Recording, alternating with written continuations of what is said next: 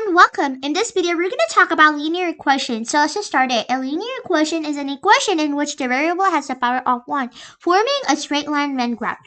So here is the sentence mean. If your x has a power of 1, that is called linear equations. Now, many people have this question. Why is there an exponent over here? Because they say power means exponents and base. So this is the base and the top is called the exponent. Together it's called the power. The answer should be the power. So that's how they do it.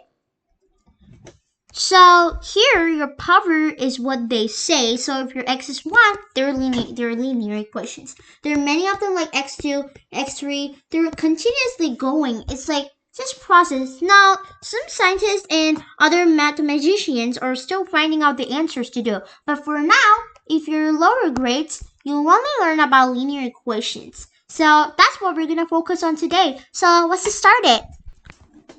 So first, let's practice this example. Before solving the equation, this is what you have to know. Whenever you have a plus sign, that will change into minus. Whenever you have a minus sign, it will change into a plus. Whenever you have a multiplication sign, it will change into a division sign.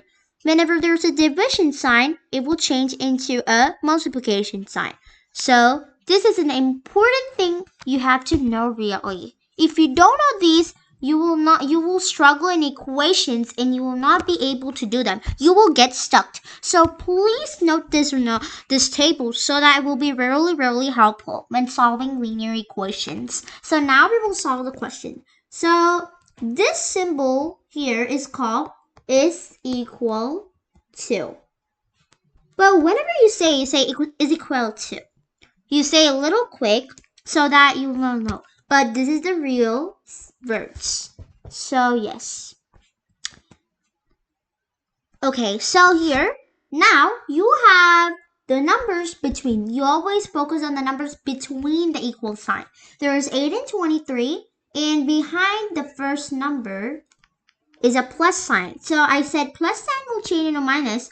So here, the equal sign goes over here. So 23 minus 8 is 15. And then step 2 is see the number before the x, which is a 5. Here, whenever you see these numbers, there's no symbol. That means it's 5 times x. So multiplication will change into division, right? So 15, take the number. What do you got over here? 15 by the before number over the before the x, and then you divide it and you get the 3. So thus your answer will be x is equal to 3, and that's how you do it. Let's say another sum to solve other sum rules, these rules. So let's say another sum by the rules. So for example, x by 4 plus 3 is equal to 7. To solve them, we have to know this rule. Whenever you see this fraction part, it doesn't mean it's a fraction. Whenever you go in higher classes, you will not use these symbols anymore.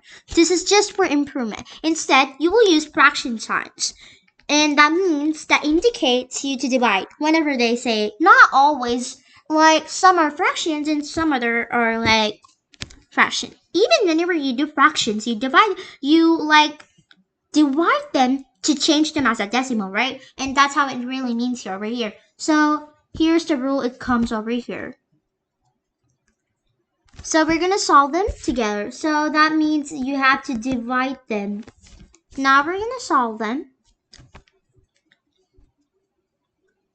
So the first step you see is see the number between the equal sign, which is 7 and 3. The before number is plus, so you're gonna minus them. So here's the rule it comes.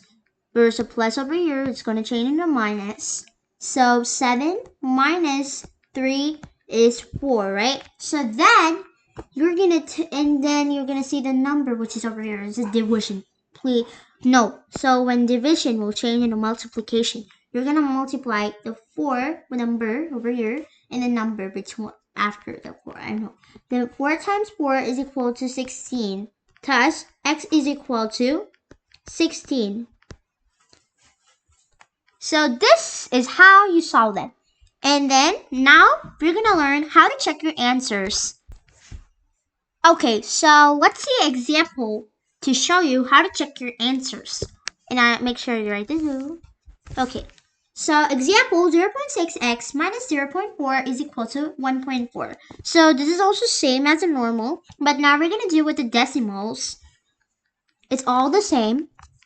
So to do that, when you see the number which are between the same concept but with decimals, just a little code. So here you see 0.4 and 1.4. The before number you see a minus. So here's a rule coming now. Minus will always change into plus, right? So we're gonna add them instead of minusing. So that's how it's all rules. 0.4 plus 1.4 is 1.8, right? Okay, and then you're going to see the number before the x over here, which is 0.6.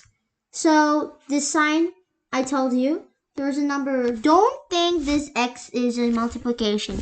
It's an x. So here's 0.6, times x.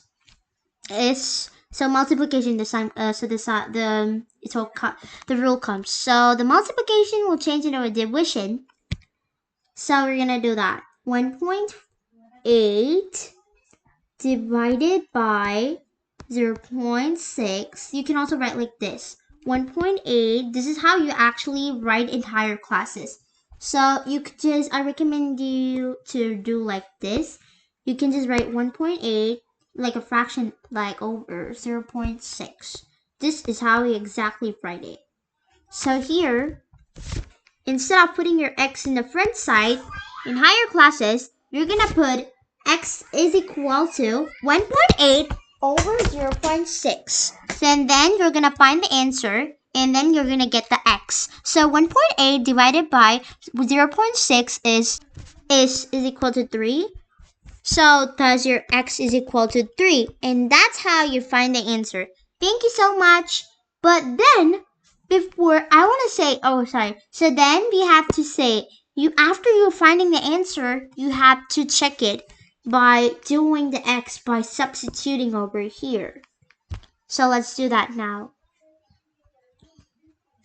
So the sum will become like this. We found out the x, right? Times 0.6 times 3 minus 0.4 is equal to 1.4. You have to get this answer. If you don't get that answer, that means you made a mistake. So let's find it out. 0.6 times 3 is 1.8. 1.8 minus 0.4 is 1.4. Thus, your answer matches, and thus your answer is correct. And that's how you solve a problem and check your answers. Checking your answers are really important. If you get something like 1.8 or something like that, that means your answer is wrong and you have to do it again from over. So make sure to know these tables. Make sure to know how to check your answers and how to solve linear equations. So if you know these all 3 ways to do, that means you're perfect to go for your exams and to do them. And just keep practicing, and that's the tips I would recommend you. Thank you.